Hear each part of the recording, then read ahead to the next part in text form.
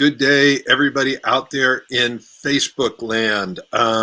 Today is, well, it's not just an important topic, it's what I call a critical topic, getting your precious needs met in your relationship. What are needs? Why is it so important? Why is it even critical? Well, we're going to dive into that. Before we dive into the slides, so my name is Paul Sterling. I am the author of this book, Argue Less, Love More, became a bestseller. It's all about how do you communicate in a relationship. And I'm joined by, well, with Candace I'm on the West Coast, Candace is on the East Coast. I have been a relationship and intimacy coach for about over 25 years. Started with studying with guys like Tony Robbins, and then with Byron Katie and Marshall Rosenberg, Marshall Thurber, Robert Kiyosaki, Richard Bandler. So the list goes on. Anyway, all that is to say that I have studied my ass off in this topic of relationships, and today we're going to go into a specific area. But before we do, I want to just say hi to Candace. And how did you get here? How did you decide that you wanted to be a relationship and intimacy coach? Hi, everyone. I'm Candace, and I wasn't doing so well in that department. Nobody taught me, and the models I had were very not well with addiction, alcoholism, just yada, yada, yada. And so about 8 years ago is when I really started pursuing a more in-depth understanding beyond what traditional governmental or societally acceptable models offer around relationships and intimacy. And I came here for me initially. Well, there's an expression that says we teach what we need to know. Yeah. And I definitely started out as relationship disaster. And what they say is almost every master started out as a disaster. So we're going to dive in. And what I'd love to do is have people interact with us. I'm going to ask questions. If you could type in your answers, if you have responses, if something Candace says or I say resonates with you, or you have an aha, we'd love to hear your ahas. And we want to make this a three-dimensional call. So it's not just Candace and I having a conversation. We're having a conversation with you, the listener. And the more interaction, the more feedback, the more it feels like we're in a live conversation rather than I'm just talking to the screen here. So I'm going to dive in. I'm going to show some slides. I'm going to explain the slides to Candace because she can't see them. So here we go. I want to know why you're here today. What is it about this topic struck a chord with you, and why needs? Why relationships? Why needs? If you could give us a little comment, that'd be awesome. And Candace, I have a slide up here with, it shows a search on Google for diet advice and a search on Google for relationship advice. And diet advice, there's 26,900,000 hits that came up, results. And relationship advice, there's 94,800,000 results. Why I bring this up is we've never had more information about relationships, and people have never been more miserable. With the divorce rate that we have, every 33 seconds here in the US, somebody gets a divorce. Average cost $33,000 per divorce. That's not a California divorce. That's probably, a Midwest divorce. So what we want is, you probably may think you're here for information, but you can get information on the internet. What I think you're really here for is transformation.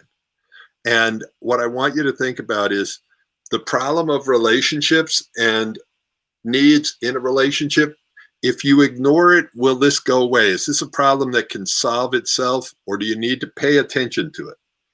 So Candace, the next one, I'm just going to bounce through a couple of these just to set it up, and then going to dive back in and grab your wisdom. This is a picture that basically has got a guy in a t-shirt that says believe, and it's what do you believe? And what I'm talking about here is what do you believe about relationships? And what I'm going to say is here's what I believe. Having studied with Tony Robbins, having studied with Marshall Rosenberg, the creator of nonviolent communication, I believe that there is only one reason only to be in a relationship. Candace, what is your wild guess on that one? You've done enough of these calls with me. You probably know what I believe because I express it. Yeah, to get your needs met. And what happens when you stop getting your needs met? What happens to the relationship? No one's happy. Well, to me, it's game over when we stop getting our precious needs. Now, here's the trap in that is we come from a culture of need shame. And by the way, hi, Kelly Bird. Where are you calling in from? Sounds like you, Candace, is a friend of yours too, right? I don't know her personally. She comes and watches. She joins us on Fun Frolicking Friday often. Maybe I know her. I don't know. Awesome. All right. So what happens when we stop getting our needs met is the relationship starts falling apart. And basically, it's almost over. The trap here is one of the most important things in a relationship is getting your needs met. And we have need shame and we have a hard time talking about our needs. So here it is, most important, and we can't talk about it. So the next one up is I was doing a presentation to a large group of people, and so it's a picture of me. Ta-da! And one of my quotes is, if you don't agree on the problem, you won't agree on the solution. And if you think about it, when I work with couples, and I've worked with couples for over 25 years from all around the world,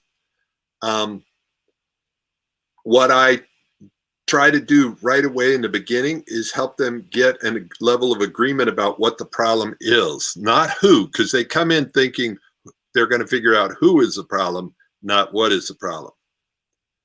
So, Candace, was it easy or is it easy for you to talk about your needs? What shifted for you? Or yeah, I'm actually experiencing a big shift as someone who went from being able to see to not being able to see. you're not talking metaphorically there, right? Yeah, I'm blind now. And so my needs got really big. And my word of the day, which I feel like, really goes into this too, is assimilation. How do I assimilate? I have all this knowledge.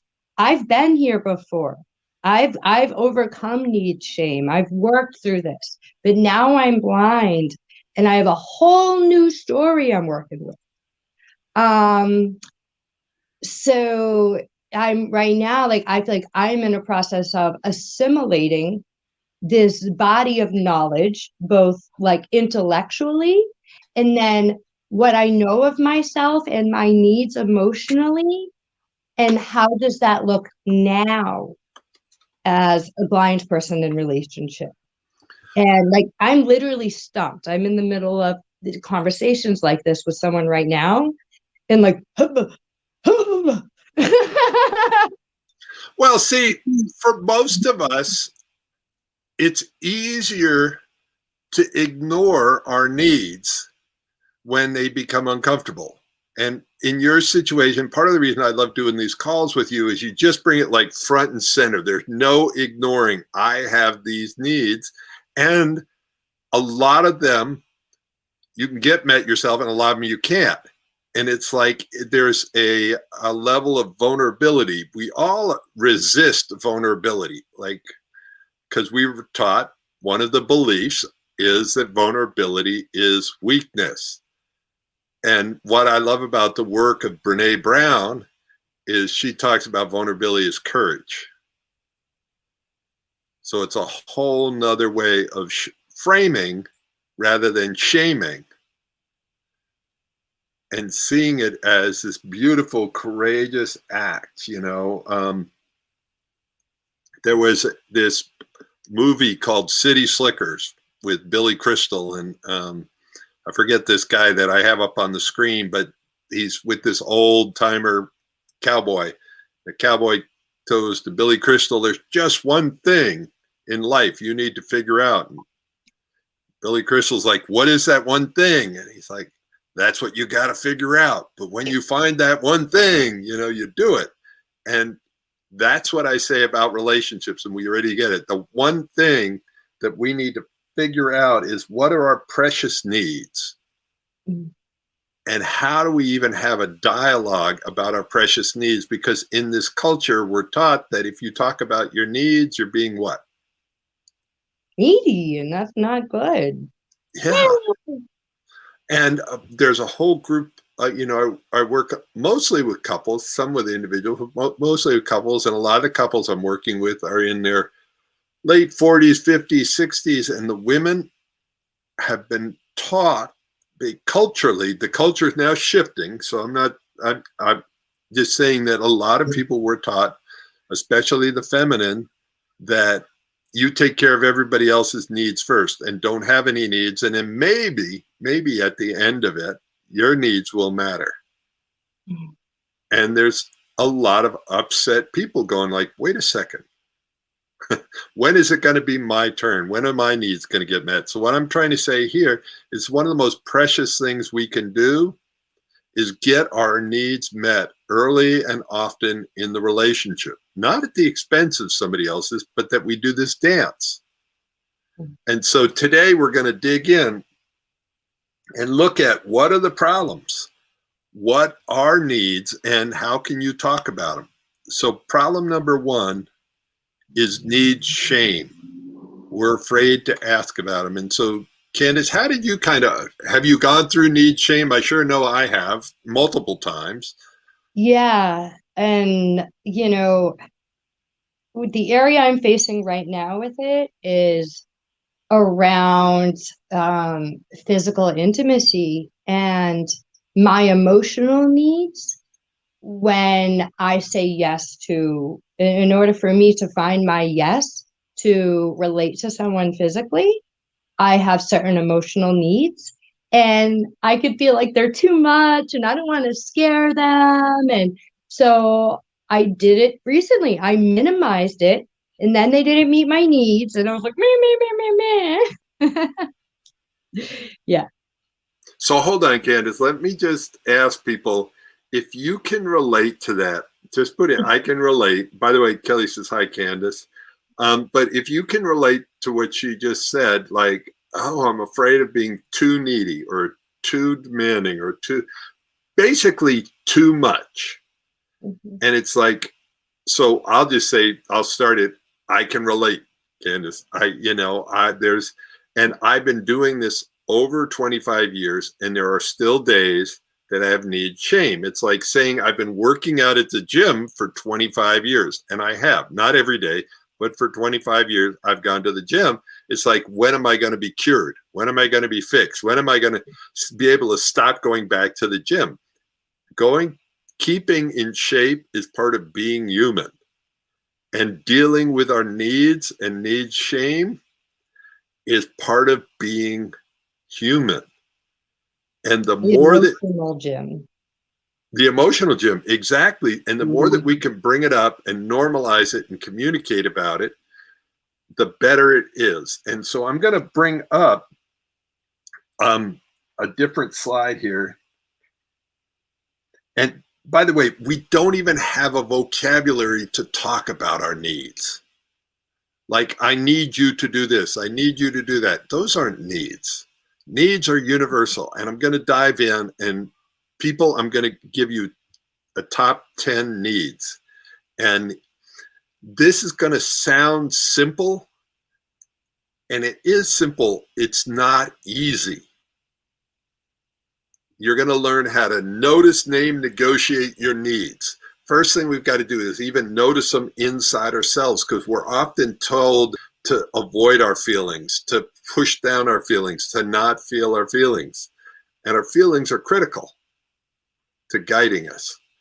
So first one we got to do is notice them. Then we learn how to name them and then negotiate them, because we're not always going to get our needs met. It's a dance, but it's moving them from feeling like a burden to feeling precious. Is that making sense? And let's see. Steph McCoy says that I feel like I have 5 basic human needs, and then all the others stuff is just stuff I want. Calling those wants allows me to talk about my wants more openly. Got it. Thank you, Steph. What I talk about with the top 10 needs, I'm going to talk about if you can understand your top 3. These 10 are universal. If you can get to your top 3, which are the most important, that's what runs the show. So, Steph, if you call them needs and wants, that's perfect. However you make friends with it. So, Candace, I'm pulling up a slide here, and I want you to think about this, the 3 different levels when you think about your needs or how you treat them. Shame, embarrassment, embrace. And shame is, when I think about it, when I have shame, it feels like there's something wrong with me for having a need. Like if I only didn't have that need, I'd be okay. So how many of you can relate to need shame? And Candace, anything you want to say about that first one, need shame? Oh, I was relating. Yeah. It's it just seems I wish it was something that would just go away. Um, it's happening. So I feel like I'm in it. I literally and I'm ashamed to say that, but I need to like just acknowledge like, wow, I have some serious need shame right now. Yeah. Thank you for saying that. And it's like I can think of in my world, being a male and having a strong sex drive, in most of my relationships, I've had a stronger desire for sexual intimacy than my partners, and I've had a lot of shame around it. Like if I was only different, if I was only designed different, if I only didn't have this precious need, and sometimes it's hard for me to see it as a precious need versus a burden, and Kit saying need shame. Yes, I think, let me be clear.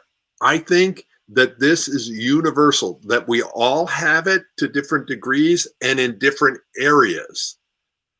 Some places I've made more friends with my needs and other places less friends. So the 3 levels, need shame is the first level. Need shame, something's wrong with me for having a need. The second one, embarrassed. So if I'm embarrassed by my needs, I have these precious needs. I want you to meet my needs, but I want you to read my mind and meet my needs without me having to ask. Because in the beginning of the relationship, people did that. When we were babies, all I had to do was cry, and my mother would make up stuff. Are you hungry? Did you wet your diaper? Da, da, da. Like I didn't even have to have words. I just cried, and my mom figured shit out.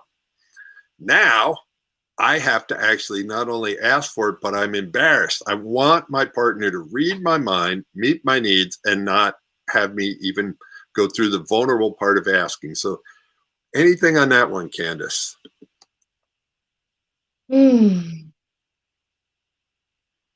I can relate and feeling that it feels I'm glad you bring it back to the, being a child, because it's really like what it feels like. That's what I was saying to this person that I'm having these conversations with right now. Like, I feel like a child,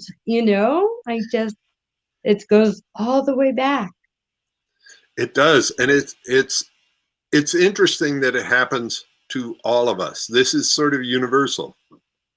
The third one, so shame, embarrassed, and embraced. Embraced, where we understand we have our needs, we know that they're precious, and we're willing to ask people.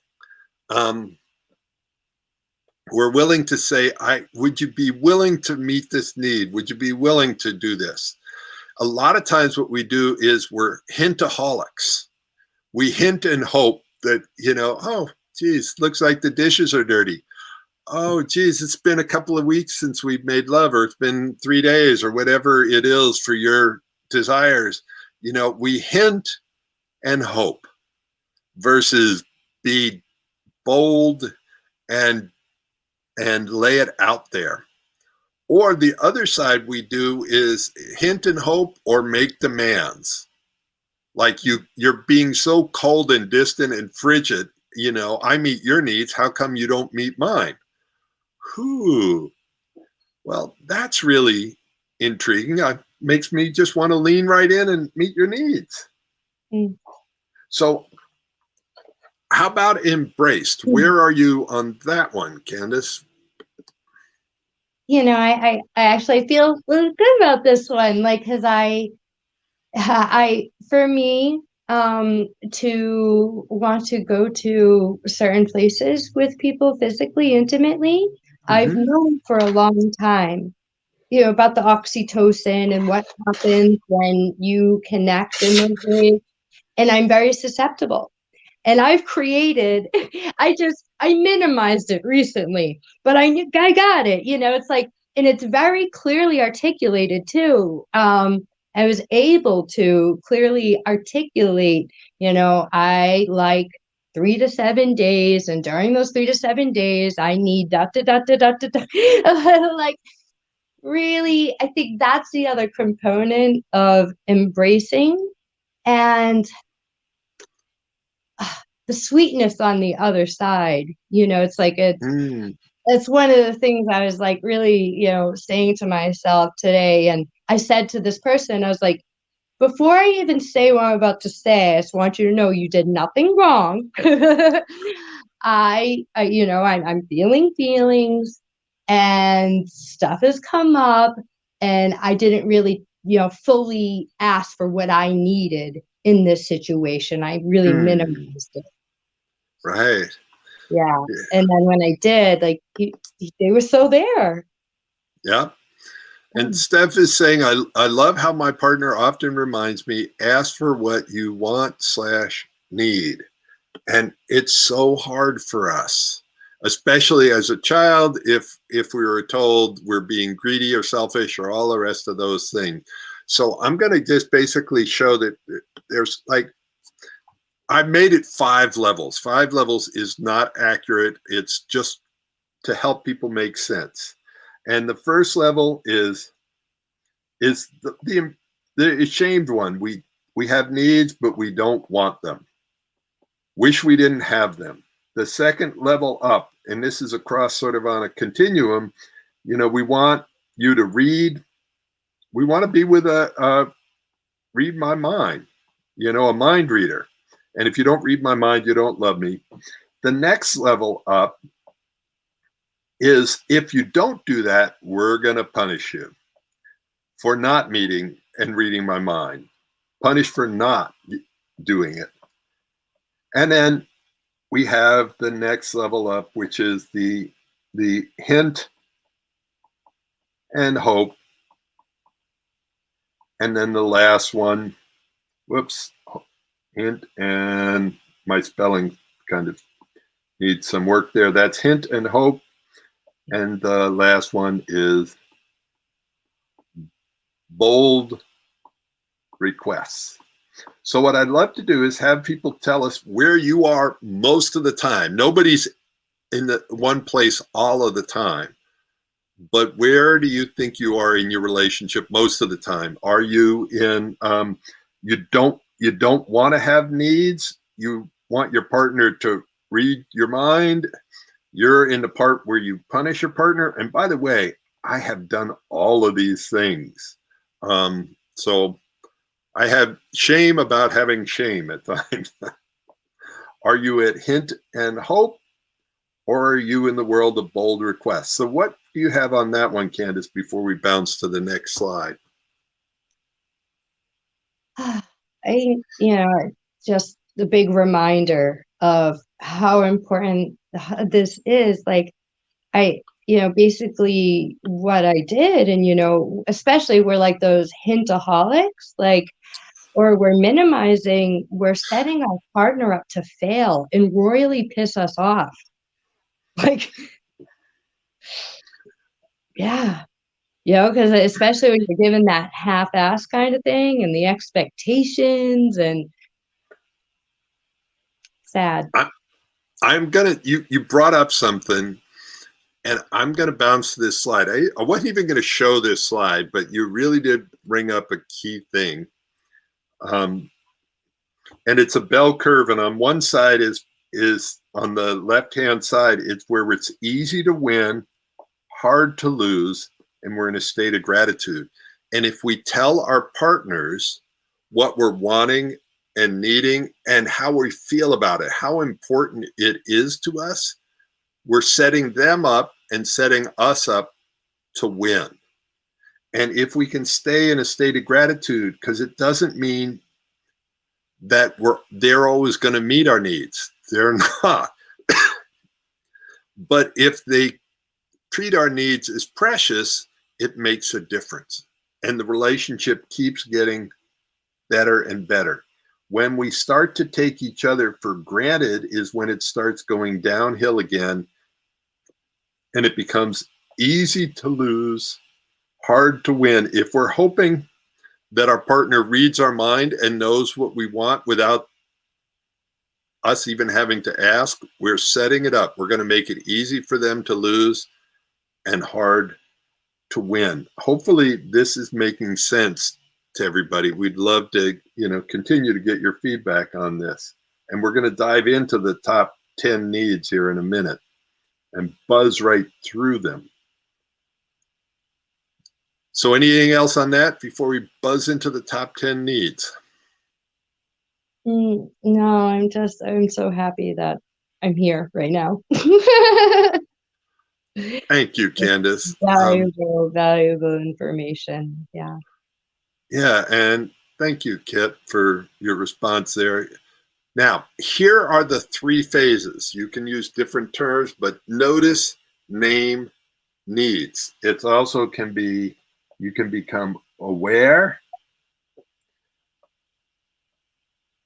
embrace,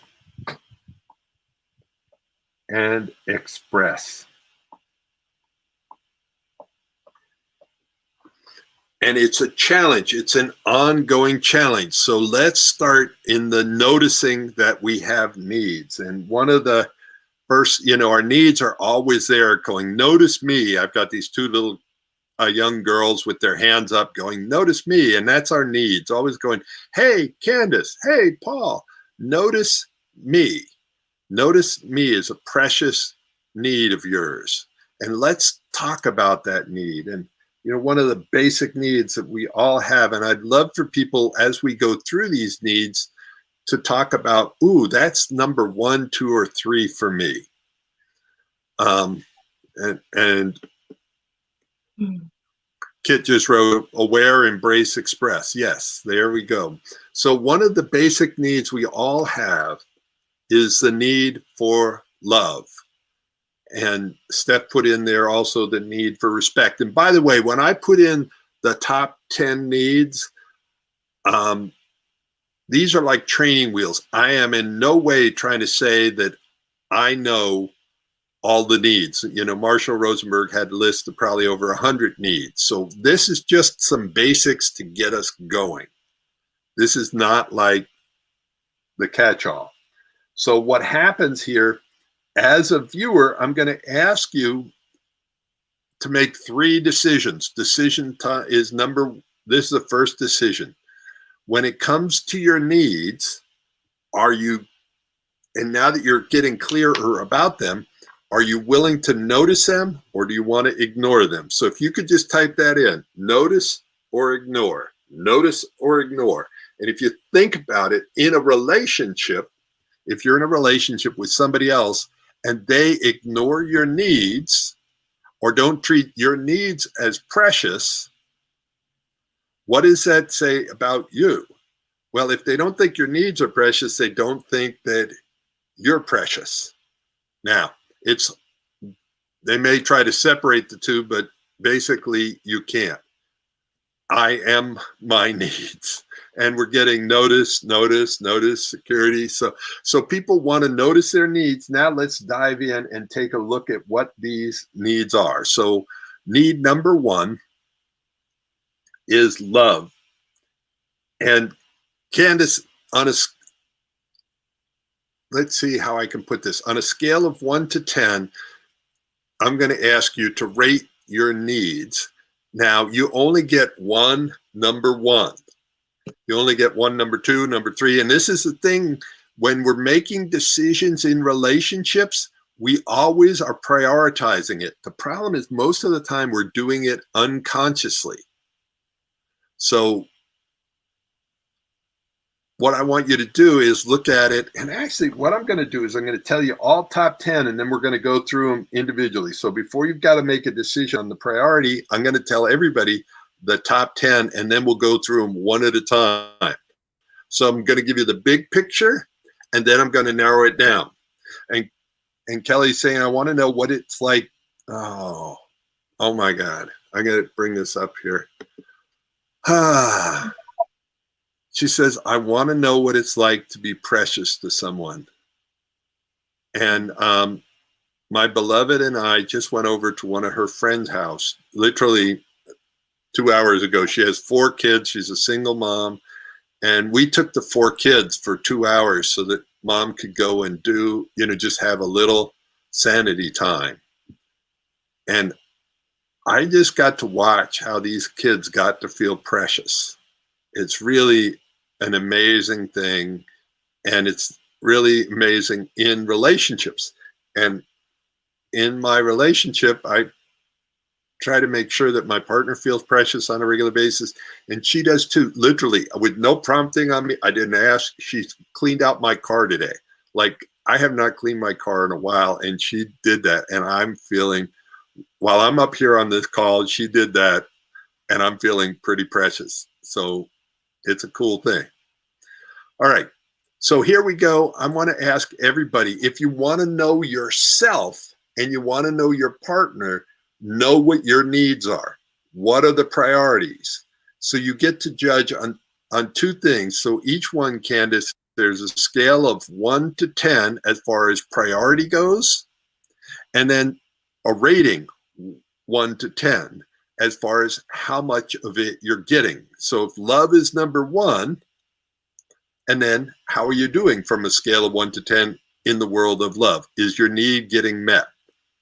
Does that make sense, Candace? Mm-hmm. Okay, so here are the top 10. This is in no way saying that these are the only 10 at all. And this is not in a specific order. You get to decide what your own order is. So the first one is love. The second one is trust. The third one is variety. The fourth one is priority. So do you feel like a priority? Do you feel significant in somebody's life? Attraction. And then there's going to be 3 levels of intimacy: emotional, physical, sexual intimacy, and then growth, and then contribution. And when I work with couples, I rarely have a couple. In fact, I've never had a couple say, oh my God, my needs, my top 3 needs, they're all getting met at 7s, 8s, and 9s. I can't believe how much my partner meets my needs. I think I'm going to get a divorce and go try my luck somewhere else. So Candace, what would you say would be like your number 1, number 2, number 3 need? And then we're going to dive in a little deeper for everybody to do some self-reflection. And I can read them again if you want me to. Yeah, can you real quick? It's hard to remember. Sure, no, I totally get that. So love, trust, variety, priority, attraction, emotional intimacy, physical intimacy, sexual intimacy, growth, contribution. You're welcome. Ah, okay. Um, top three. Well, even the top one, we can just go with top one, and then I'll read them again, and you can pick the second one. Okay, I'm going from, yeah, the ones that hit me were, so emotional intimacy would be top one. Okay, so let me. So even though I'm blind, I'm basically, as you say, Steph, I'm creating a thing in my vision board up here. Totally. Okay, so number one, now I'm going to read them again. Love, trust, variety, I think I prior. remember the other ones I want. Oh, okay, go ahead. Um, growth All right. and but I can't. So I can't. I feel like I have five. Doesn't matter. You can have as many as you want. Okay. Three is easy to handle, but Okay. Priority, contribution, and what's the difference between physical and sexual intimacy? How would you define that? carefully. But before I got on this call, my partner and I just cuddled on the couch, clothes on. There was, we felt very connected from the heart, but there was nothing sexual about it. It wasn't really even sensual. It was just like connecting from the heart, feeling each other. So that physical touch, physical intimacy, and see, we often collapse that into like intimacy is sexual. No, it's one form of intimacy. Mhm. Yeah, I really do. Yeah, physical and sexual. I can't. Yeah, I need all the intimacy. Okay. And by the way, um, we all need, the thing is, needs are universal. We all have this, everybody needs these top 10 needs, to have a healthy relationship, but we prioritize them differently. And that's what makes one person like totally excited. Let me just say, here's an example. Someone who is polyamorous might have a high need for variety, where someone who's monogamous might have a high need for trust or certainty. Certainty and trust are two different ways of saying the same thing. So, I'm non-monogamous. Uh-huh. So, but I like, variety. I'm at a place where variety wouldn't be as high up. Right. I'm not one of, the way I practice non-monogamy, I still like having a certain amount of like central primary dynamic. May that be with one or two other people, and still opportunities to grow. Yeah, see, it's interesting. It's how you frame it. It's meeting this precious need to grow. And I hear, we're getting cuddling, we're getting hand holding. These are all different, like physical intimacy hand needs. So what I'm trying to say is, okay, I'm going to make a universal statement for people here. Sometimes you're not supposed to say all, every, never. I am consciously breaking that rule. According to Tony Robbins, Marshall Rosenberg, the creator of nonviolent communication, a lot of people I consider really brilliant in this area. There is only one reason to do anything. It's to meet that precious need. And I taught in prison for 8.5 years, and I worked with anywhere from minimum to maximum security inmates, and almost all their behavior that I can think of, it was to meet a precious need. But sometimes if we're not clear on the need, we can use some really shitty strategies that almost guarantee we're not going to get our precious need met. So this is not something that came to me easily, or it's not something that you're going to learn naturally. At least for me, I needed to study it. I needed to go and be with the experts. When I did it on my own, I went through 1 divorce, 4 broken engagements, and this stuff eluded me.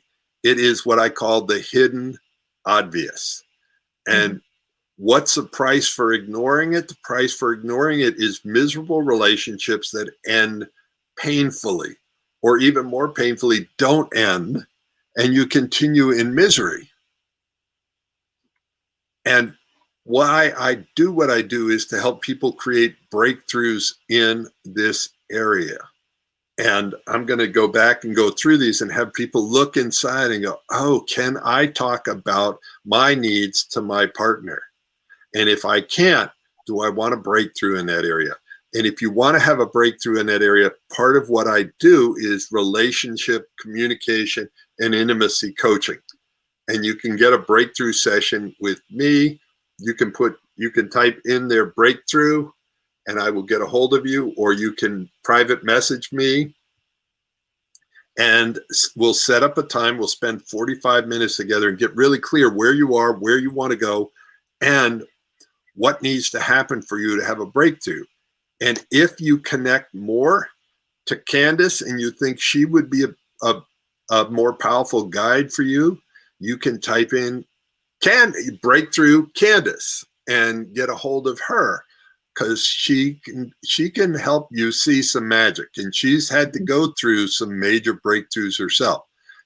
You know, for me, I want a guide that's been there. I want a guide that's been up the mountain before me and knows the way. And maybe they're not perfect, but they have gone up and down the mountain a few times. And I will claim being not perfect. So here we're going to dive in. And I would love for people, when I hit your number 1, let me know. Type in which one it is. In this group: love, trust, variety, priority. You know, another word for priority that I already said is significance. Do I want to feel significant in the relationship? Attraction. And attraction is one that brings us into a relationship, but then we forget about it and we end up no longer attracted to each other. It's a conscious process. So here we go, diving into these. Love. I don't even know what to say about love. I've been around it a long time, but it's an action. It's a chance to make a difference, to let somebody know that they are a priority. To me, love and feeling like a priority kind of go hand in hand. And the other thing is, there's a great song out by Sara Bareilles from the Broadway play Waitress. And the song is "You Matter to Me."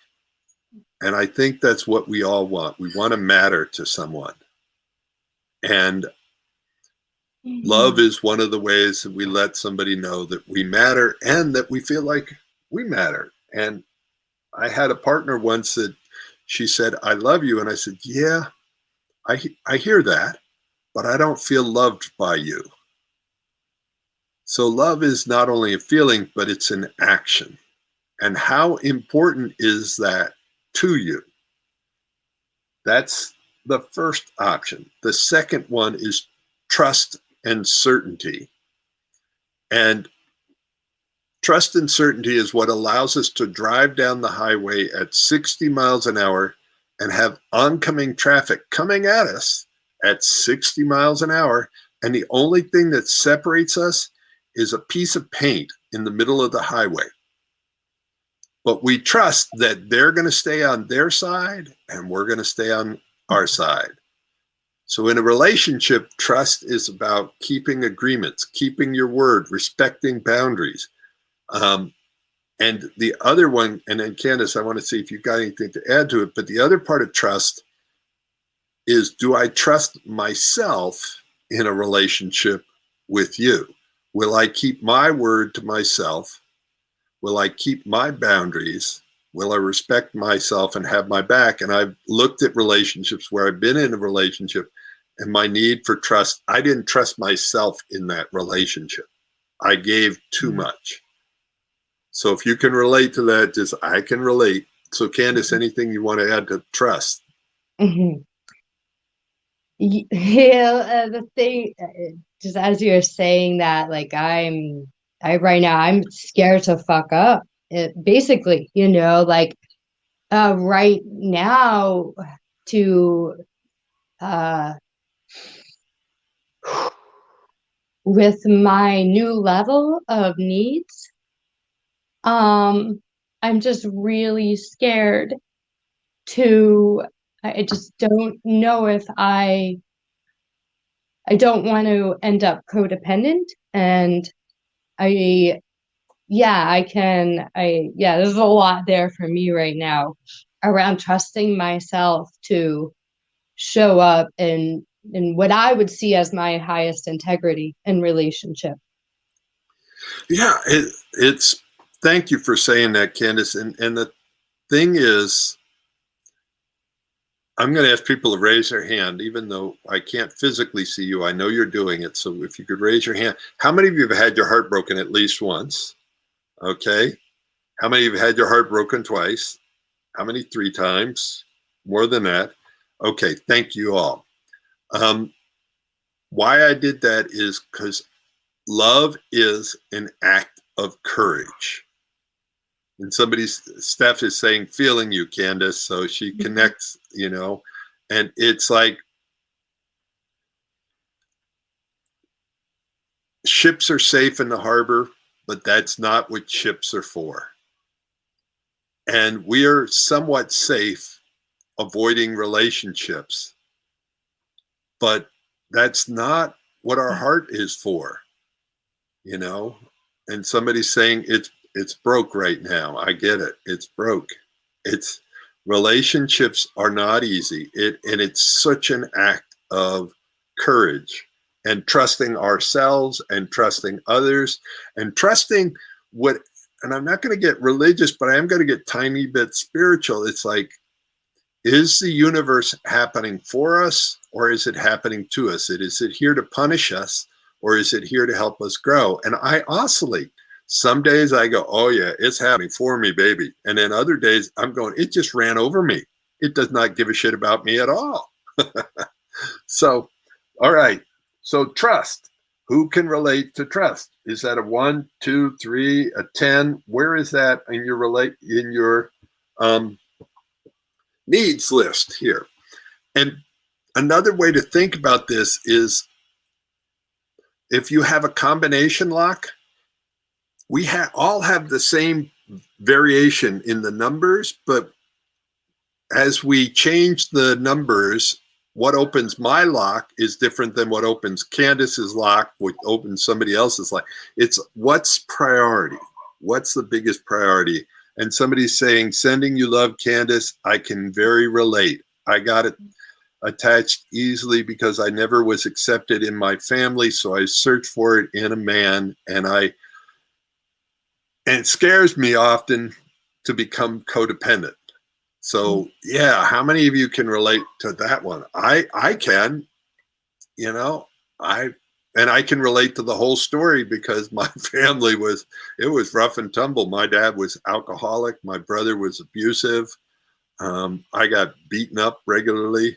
So yeah, I still look for acceptance. All right. So we got a buzz because it's 48 minutes.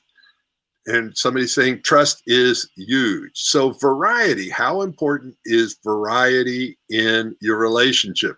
Whether it's variety in the bedroom, in the bathroom, for dinner, are you making magical moments, and how important is variety? And if you look at it, Hugh Grant at one point was married to Elizabeth Hurley. I don't know if you've heard this story, Candace, or not.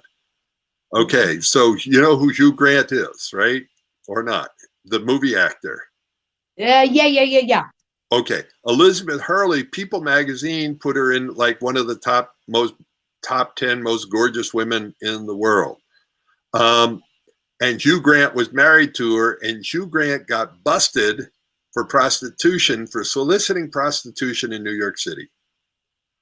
So here he is married to somebody who's supposedly one of the most beautiful women in the world, and he gets busted for trying to meet a precious need. Now, I'm not saying the way he did it was okay or not okay, but what happens is if you don't get your needs met in the relationship, whether it's for variety or intimacy or connection, whatever it was, he was trying to get a precious need met outside of it. So if you don't build it into your relationships, people will get variety outside the relationships and often at a great expense. Does that make sense? Resonate with you, Candace? Yeah, yeah.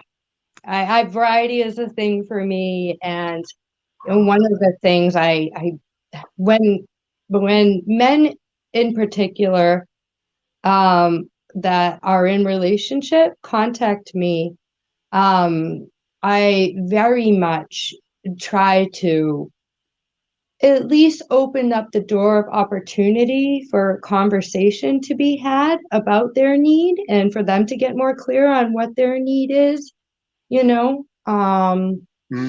It's and I've worked with couples, and I've held space for people processing, like, oh, the partner went out, and then navigating after they try to come back, and still, yeah, it's big stuff.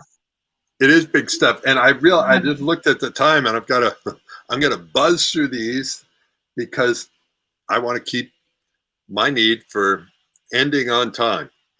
So priority, significance, how important is it for you? And this is one of probably my top 3 needs, is to feel like I'm a priority and that I'm significant. The last big upset I had was around that exact thing. So how you can tell what's important to you is what you want the most, and also what causes the most upsets. And it felt like I wasn't being treated like a priority at that moment. And it wasn't her fault. It just was how I interpreted it. And I got a real lesson in, oh, how important is it for me to feel significant? So I'm going to go to the next one. Actually, I'll bounce through that one. Is attraction. How important is attraction to you? And a lot of times attraction is sort of unconscious. That's what brings us in the beginning. And then we let it go to sleep. And then we're upset when we've lost that love and feeling for our partner. We're no longer attracted. And you gotta bring in variety. Yeah. Doesn't have to be another person. I'm just, Right. anyway. No, not any dress up. You can understand, like, there's the 5 love languages. There's also the 5 emotional blueprints. And one of the videos I made has been seen 6,100,000 times about Tantra and sacred sexuality. And Kit's saying, I'm realizing I didn't make my past partner as a priority. Definitely something I'm working on, as well as realizing that I'm afraid to ask for that. Thank you, Kit. That is so critical, that if we don't consciously make them a priority, and it's not all the time, but at least some of the time, that we're going to lose them because someone else is going to make them a priority. Now, emotional intimacy. Can you talk about your emotions? Physical intimacy, touch, connection, sexual intimacy. These are all critical in a relationship. And I love what one of my mentors, and someone I've interviewed on this show before, Allison Armstrong, talks about. She says, sex isn't the icing on the cake. It's part of the cake. It's part of the way relationships connect and we work together. And it's, if you want to get into the masculine's heart, a lot of times it's through sexual intimacy. Next one is growth. And Candace, when you talked about growth, because that was one of yours, what does growth mean to you? Why is it a priority? stagnancy. It just doesn't feel good to me. And it's almost like I like having shared work, shared projects. I like to do things together, and like we're adding to each other's lives. Yeah, not Yeah, just taking from one another, but we're really adding. that's an interesting thing because Candace has been around Love Coach Academy. Scott Katamas is a good friend of mine, and he runs Love Coach Academy. And most of the coaches are there, and they're constantly growing. If we're not teaching a course, we're taking a course, we're learning from different people, and it's an ongoing process. We're either growing or we're dying. Your relationship's either growing and expanding or it's dying. There sort of is no middle ground. And it can take a breather every once in a while, so it doesn't feel like it's constantly working. So here we go. The next one, contribution. And contribution is making a difference somewhere else. And if you don't have any place that you're currently making a difference, talk to me. I have an orphanage that I work with in Africa, and I have gotten a video tour of the place. I've been sending him money for about 3 years. The guy who runs it does an amazing job, and it helps our spirit. Tony Robbins talked about growth and contribution are the needs of the human spirit. And it makes a difference when we contribute. I ran a volunteer program for 8.5 years teaching this stuff, nonviolent communication, and Tony Robbins work in prison. And it was my way to contribute, because contribution is a major thing for me. When COVID started, Scott suggested that Love Coach Academy sponsor 2 calls a day. And for a while, I was doing 2 calls a day on Facebook lives. Now I do 2 calls a week, and we got a lot of the Love Coaches doing them, but 2 calls a day happen from people from Love Coach Academy, including Scott's big event, which is called Saturday Night Alive. And we have up to 50,000 people join us on the Saturday Night Alive program. So I'd love to hear, I'm going to show the last slide on the different needs. What is your number 1, 2, and 3, people? And Candace, again, they're trust, love, variety, priority, attraction, emotional intimacy, physical intimacy, sexual intimacy, growth, and contribution. And Kit's saying, I love when contribution can be action, physical versus just financial, while holding the necessity of finances. I totally agree with you, Kit. That's why I love the prison program, because I was in there running it and meeting with the inmates 2 days a month for 8.5 years, off and on. And one of the things that touched me the most was I was working with the men's side and maximum security. And this guy is leaving, and he stops right sort of behind me, and he starts backing up. And when you're in prison, working in prison, it's a heightened sense of awareness. So I'm really aware, what's this guy up to? And he stops and he looks at me and he goes, Paul,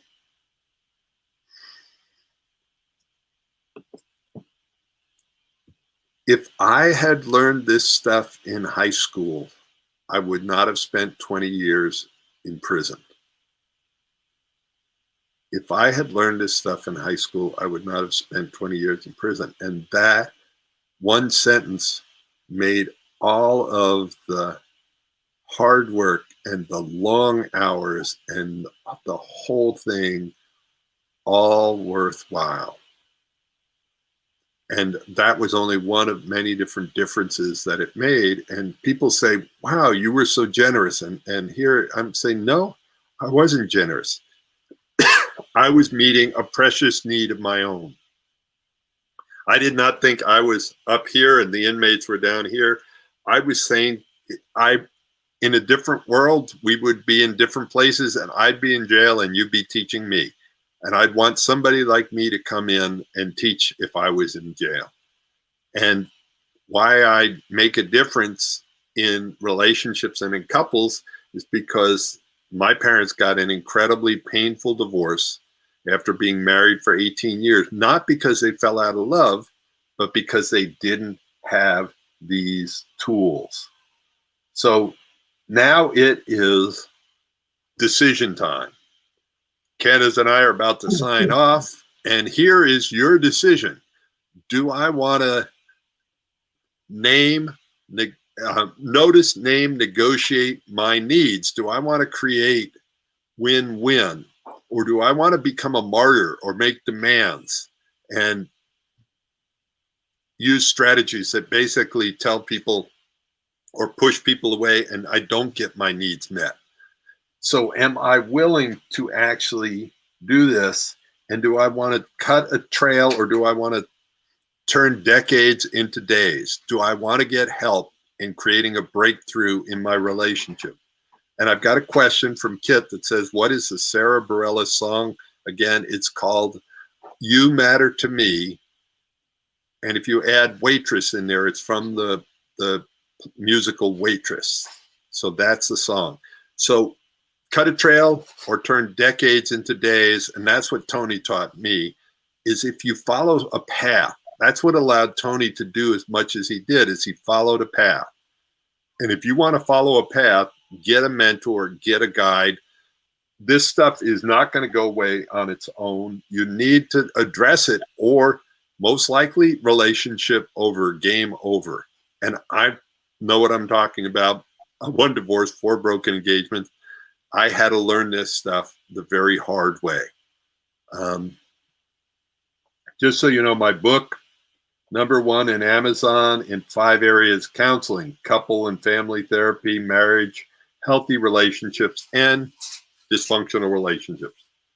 Video, it says 5,800,000 times. It was actually 6,100,000.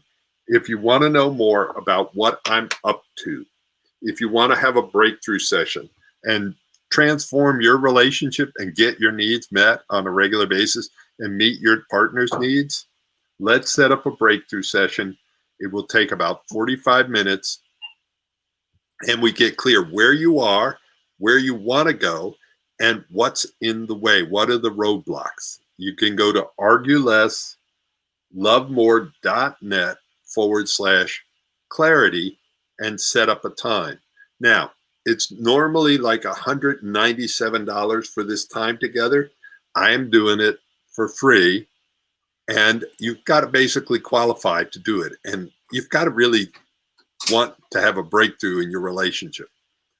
So I can't want it more for you than you want it for yourself. If you're someone who's motivated and interested in turning your relationship around, you might just need a breakthrough. If you're someone that still loves each other and is like a successful couple in so many ways, but is struggling to get along, you might just need a breakthrough. The last thing is, if the harder you communicate, the worse things get, you might just need a breakthrough. So sign yourself up for a breakthrough session. And let's look and see if you want to do something and solve the problem, turn the relationship around. So that's how to get a hold of me. Candace, you want to, any closing thought, and how do they get a hold of you? Yeah. So I'm Candace, and you could find me at templeoffrolic.com or Temple of Frolic on Facebook, or Candace Marie Divinatrix. And this was very nourishing and informative. It really, that word of the day, it really helped me in assimilating a lot of what I'm going through right now and trying to name, what was it? Name, negotiate, and what was the other one? Notice, Notice. name, negotiate. Yeah. So notice, name, negotiate. Yeah. Your beautiful needs. Mm-hmm. So thank you, Candace. And Candace, part of the reason I love doing this, Candace, is she is an example of possibility and doing it. You know, it's like some people sit around with a gold spoon in their mouth going, oh, life is easy. You just get born into my family and have a gold spoon. Well, Candace has had a few bumps to overcome And so I always admire her courage and tenacity and beauty in the way that she shows up and is an example for us to follow versus a warning of what not to do. So thank you so much. Again, if you just want the quick thing, you can go to you can put breakthrough down in the comments and put breakthrough Paul or breakthrough Candace, and we'll get a hold of you or message us. But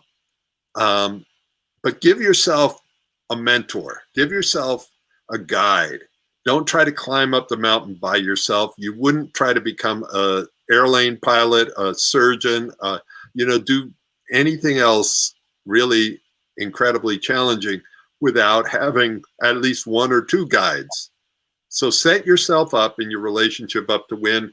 We will see you later. Thank you so much. Thank you, Candace.